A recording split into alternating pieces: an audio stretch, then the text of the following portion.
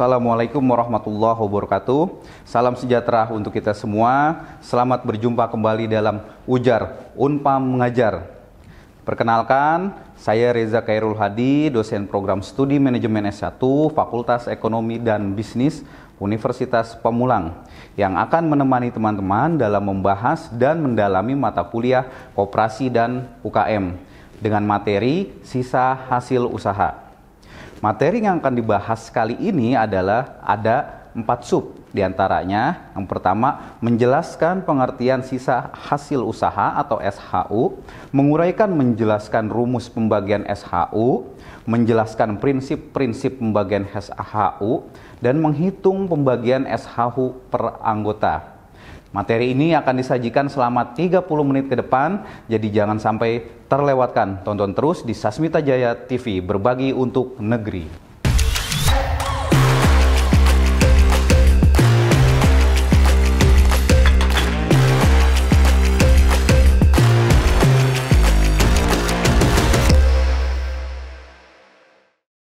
Rekan-rekan mahasiswa, materi pertama pada pertemuan ini adalah tentang pengertian sisa hasil usaha atau SHU. Sisa hasil usaha atau SHU merupakan salah satu aspek penting dalam pengelolaan koperasi dan usaha kecil menengah atau UKM.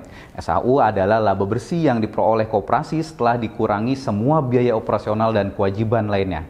Dalam konteks koperasi, SHU menjadi indikator keberhasilan manajemen dan efisiensi operasional. Sebagai suatu badan usaha, koperasi di dalam menjalankan kegiatan usahanya tentu saja menghendaki untuk mendapatkan keuntungan atau sisa hasil usaha yang cukup banyak.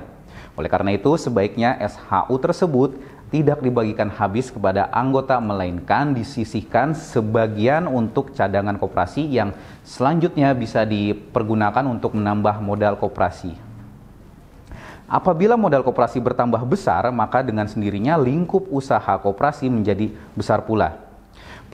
Perolehan SHU akan terlihat pada laporan keuangan yang merupakan bagian dari laporan tahunan koperasi pada setiap akhir periode. SHU memperlihatkan hasil yang telah tercapai oleh suatu koperasi selama periode tertentu dalam 1 tahun buku, yang menggambarkan kinerja keuangan koperasi dan manajemen koperasi. Dalam hal ini, pengurus menurut pasal 45 ayat 1 Undang-Undang Nomor 25 Tahun 92 adalah sebagai berikut. Sisa hasil usaha koperasi merupakan pendapatan koperasi yang diperoleh dalam 1 tahun buku dikurangi biaya penyusutan dan kewajiban lainnya, termasuk pajak dalam tahun buku yang bersangkutan. SHU setelah dikurangi dana cadangan dibagikan kepada anggota sebanding jasa usaha yang dilakukan oleh masing-masing anggota dengan koperasi, serta digunakan untuk keperluan pendidikan, pengoperasian, dan keperluan koperasi sesuai dengan keputusan rapat anggota. Besarnya pemupukan modal dana cadangan ditetapkan dalam rapat anggota.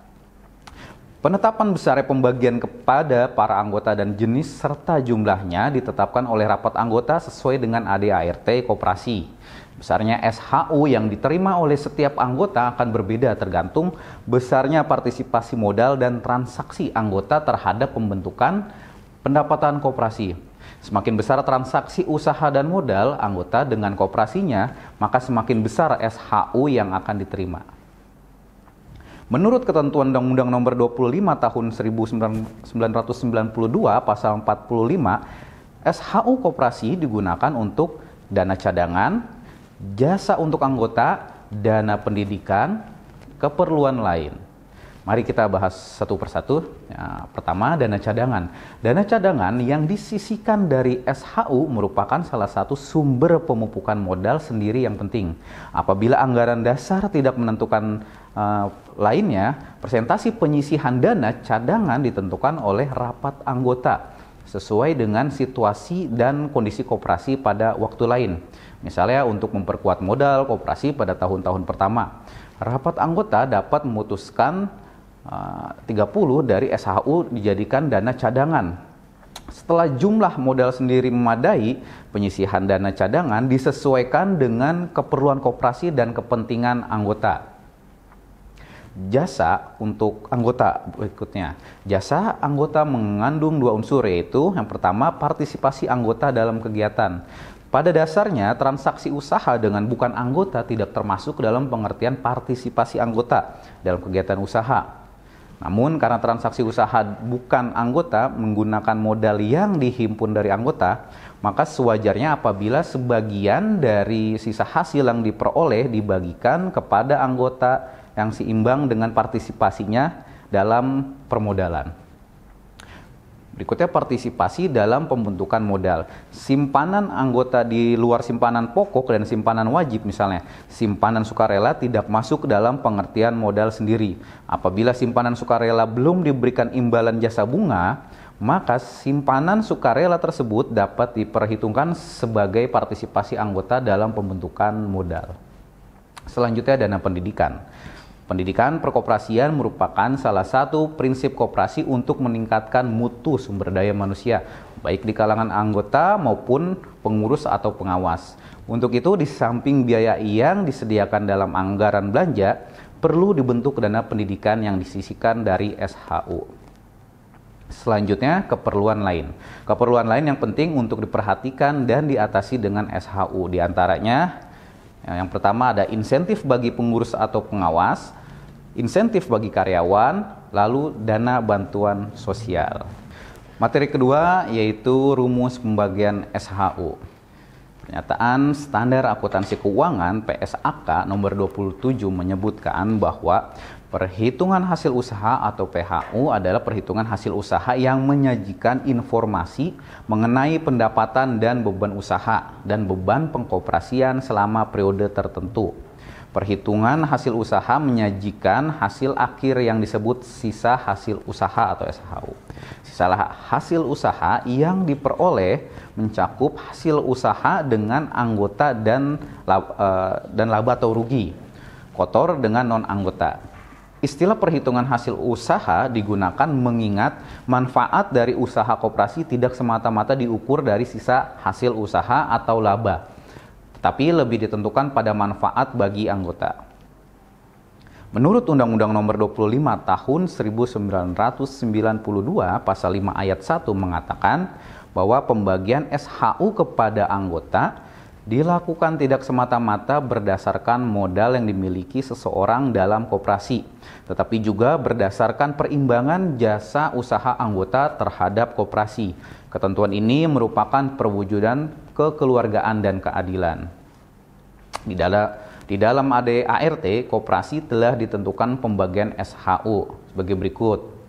Cadangan koperasi 40%, jasa anggota 40%, dana pengurus 5%, dana karyawan 5%, dana pendidikan 5%, dan dana sosial 5%. Selanjutnya dana pembangunan lingkungan 5%. Pada dasarnya, SHU yang diperoleh koperasi di setiap tahunnya dibagi sesuai dengan aturan yang telah ditetapkan pada anggaran dasar atau anggaran rumah tangga koperasi yang bersangkutan. Acuan dasar untuk membagi SHU adalah prinsip-prinsip dasar koperasi yang menyebutkan bahwa pembagian SHU dilakukan secara adil sebanding dengan besarnya kontribusi jasa usaha masing-masing anggota. Anggaran Dasar Koperasi dan Departemen Koperasi dan UKM Republik Indonesia menjelaskan bahwa pembagian SHU yang berasal dari usaha yang diselenggarakan untuk anggota koperasi saja yang boleh dibagikan kepada para anggota. Sedangkan sisa hasil usaha yang berasal dari usaha koperasi yang diselenggarakan untuk bukan anggota, misalnya dari hasil pelayanan terhadap pihak ketiga, tidak boleh dibagikan kepada anggota karena bagian ini bukan diperoleh dari jasa anggota. Sisa hasil usaha koperasi diperoleh dari pendapatan koperasi dalam satu tahun buku dikurangi dengan biaya penyusutan, kewajiban lain termasuk pajak dalam tahun buku yang bersangkutan. SHU setelah dikurangi, dana cadangan dibagikan kepada anggota sebanding jasa usaha yang dilakukan oleh masing-masing anggota dengan koperasi, serta digunakan untuk keperluan pendidikan pengkoperasian dan keperluan koperasi sesuai dengan keputusan rapat anggota. Pencapaian target sisa hasil usaha dihitung dari jumlah realisasi yang didapatkan dibagi dengan rencana yang telah dianggarkan sebelum masa usaha. Perhitungan sisa hasil usaha dengan membandingkan antara perolehan pencapaian pada tahun berjalan dengan tahun sebelumnya. Semakin besar tingkat pencapaian pada tahun berjalan berarti menunjukkan operasional koperasi semakin baik. Realisasi merupakan jumlah yang didapatkan dari operasional tahun berjalan, sedangkan rencana merupakan target yang telah dicapai. Selanjutnya submateri ketiga tentang prinsip pembagian SHU. SHU bukanlah dividen yang berupa keuntungan yang dipetik dari hasil menanam saham seperti yang terjadi pada PT. Namun SHU merupakan keuntungan usaha yang dibagi sesuai dengan aktivitas ekonomi anggota koperasi. Sehingga besaran SHU yang diterima oleh setiap anggota akan berbeda. Besar dan kecilnya nominal yang didapat dari SHU tergantung dari besarnya partisipasi modal dan transaksi anggota terhadap pembentukan pendapatan koperasi. Maksudnya adalah semakin besar transaksi anggota dengan koperasinya, maka semakin besar pula SHU yang akan diterima oleh anggota tersebut. Lalu bagaimana perhitungan SHU bagian anggota? Perlu kita pahami SHU yang dibagi adalah bersumber dari anggota pada umumnya. SHU yang dibagikan kepada anggota koperasi bersumber dari anggota itu sendiri. Sedangkan SHU yang sifatnya bukan berasal dari transaksi dengan anggota, pada dasarnya tidak dibagi kepada anggota, tetapi dijadikan sebagai cadangan koperasi. Dalam hal ini, sebuah koperasi tertentu, bila SHU yang bersumber dari non-anggota cukup besar, maka rapat anggota dapat menetapkannya untuk dibagi secara merata selama pembagian tersebut, tidak mengganggu hasil likuiditas koperasi. Pada koperasi yang pengelolaan dan pembukuannya sudah baik, pada umumnya terdapat pemisahan sumber SHU yang asalnya dari non-anggota. Oleh karena itu, langkah yang pertama yang dilakukan dalam pembagian SHU adalah melakukan pemisahan antara yang bersumber dari hasil transaksi usaha dengan anggota dan yang bersumber dari non-anggota. Selanjutnya, SHU anggota adalah jasa dari modal dan transaksi usaha yang dilakukan anggota sendiri. SHU yang diterima oleh setiap anggota pada dasarnya merupakan insentif dari modal yang diinvestasikannya dan dari hasil transaksi yang dilakukan anggota koperasi. Oleh karena itu dibutuhkan penentuan proporsi SHU untuk jasa modal dan jasa transaksi usaha yang akan dibagikan kepada para anggota koperasi. Dari SHU bagian anggota koperasi harus ditetapkan beberapa persentasi untuk jasa modal. Misalkan 30% dan sisanya sebesar 70%, berarti digunakan untuk jasa usaha. Sebenarnya belum ada formula yang baku mengenai penentuan proporsi jasa modal dan jasa transaksi usaha. Namun hal ini dapat dilihat dari struktur permodalan koperasi itu sendiri. Apabila total modal sendiri yang dimiliki koperasi sebagian besar bersumber dari simpanan-simpanan anggota, bukan dari donasi ataupun dana cadangan, maka disarankan agar proporsinya terhadap pembagian SHU bagian anggota diperbesar, tetapi tidak akan melebihi dari angka 50%. Hal ini harus diperhatikan untuk tetap menjaga karakter yang dimiliki oleh koperasi itu sendiri, di mana partisipasi usaha masih lebih diutamakan. Selanjutnya terkait pembagian SHU anggota dilakukan juga secara transparan.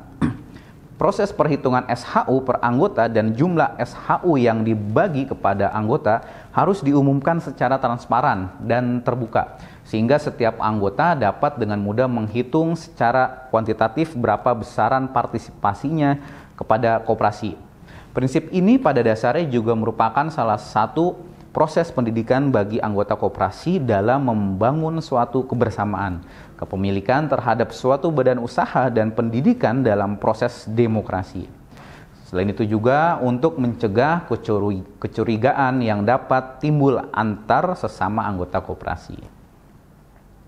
Dan juga SHU anggota dibayar secara tunai. SHU yang dibagikan per anggota haruslah diberikan secara tunai, karena dengan demikian koperasi membuktikan dirinya sebagai badan usaha yang sehat kepada anggota dan masyarakat mitra bisnisnya.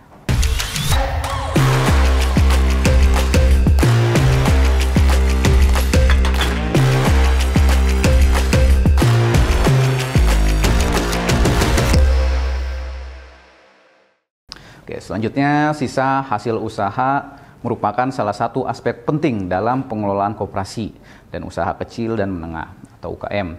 SHU adalah laba bersih yang diperoleh koperasi setelah dikurangi semua biaya operasional dan kewajiban lainnya dalam konteks koperasi. SHU menjadi indikator keberhasilan manajemen dan efisiensi operasional. SHU biasanya dibagikan kepada anggota koperasi berdasarkan andil atau kontribusi masing-masing anggota dalam kegiatan koperasi.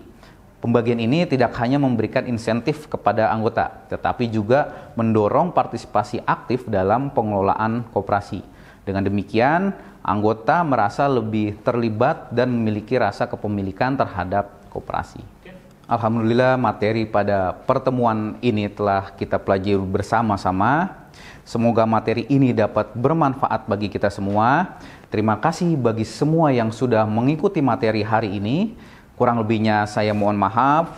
Mohon undur diri. Terima kasih. Wassalamualaikum warahmatullahi wabarakatuh.